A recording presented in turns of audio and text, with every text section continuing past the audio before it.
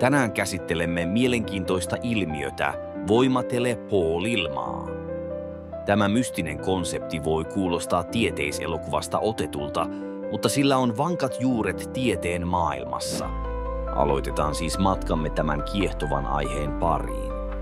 Voimatelepooli tarkoittaa energian tai materiaalin siirtämistä avaruuden halki ilman perinteisiä menetelmiä, kuten fyysistä kuljetusta tai sähköisiä väyliä. Ajatus voi tuntua kaukaa haetulta, mutta se on tieteessä pohdittu idea, jolla voisi tulevaisuudessa olla merkittäviä vaikutuksia. Mutta mitä tekemistä tällä on ilman kanssa? Ilman, joka ympäröi meitä, voisi toimia välikappaleena tai mediana, jonka kautta tällainen siirto voisi tapahtua. Ajatellaan esimerkiksi, miten matkustamme lentokoneella. Tällöin kuljemme fyysisesti yhdestä paikasta toiseen, käyttäen hyväksemme ilmaa väliaineena nosteen ja liikkeen saavuttamiseksi. Nyt voimatelepooli-ilman tapauksessa emme liikuta itseämme, vaan mahdollisesti tietoa, energiaa tai materiaaleja. Kokeellisessa fysiikassa ja teknologian kehityksessä pyritäänkin selvittämään, miten voisimme hyödyntää ympärillämme olevaa ilmaa osana tätä prosessia.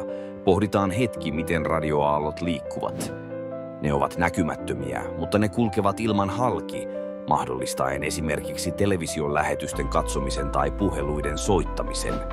Vastaavalla tavalla voimatelepooli-ilma voisi käyttää ilmaa, ei vain viestinnän, vaan myös energian ja materiaalien siirtoon.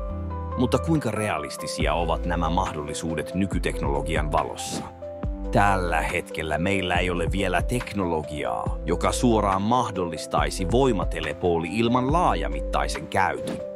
Kuitenkin tieteellinen tutkimus jatkuu, ja on mahdollista, että joskus tulevaisuudessa voisimme kehittää innovaatioita, jotka mahdollistavat tämän. Kokeelliset menetelmät, kuten kvanttitietokoneet ja kehittyneet energian siirtotavat, ovat askeleita, jotka voivat viedä meitä lähemmäksi tätä tavoitetta. Tieteisfantasiaassa voimme kuvitella maailmoja, joissa voimatelepooli-ilma on arkipäivää, mutta tieteellinen kehitys saattaa jonain päivänä tehdä tästä kuvitelmasta todellisuutta. Ajattele, miten radikaalisti se muuttaisi elämäämme. Energiansiirto ilman valtavia voimalinjoja, tietosiirtymässä sekunnin murto-osissa. Potentiaali on lähes rajaton. Lopuksi voimme todeta, että vaikka voimatelepooli-ilmaa on toistaiseksi teorian tasolla, sen tutkiminen avaa meille uusia näköaloja ja mahdollisuuksia. Se voi vaikuttaa niin tieteeseen, tekniikkaan kuin tapaamme ymmärtää maailmaamme. Pysy kuulolla, sillä tämä on aihe, joka varmasti jatkaa kehittymistään ja yllättää meidät vielä tulevaisuudessa. Kiitos seurastasi ja nähdään seuraavalla kerralla.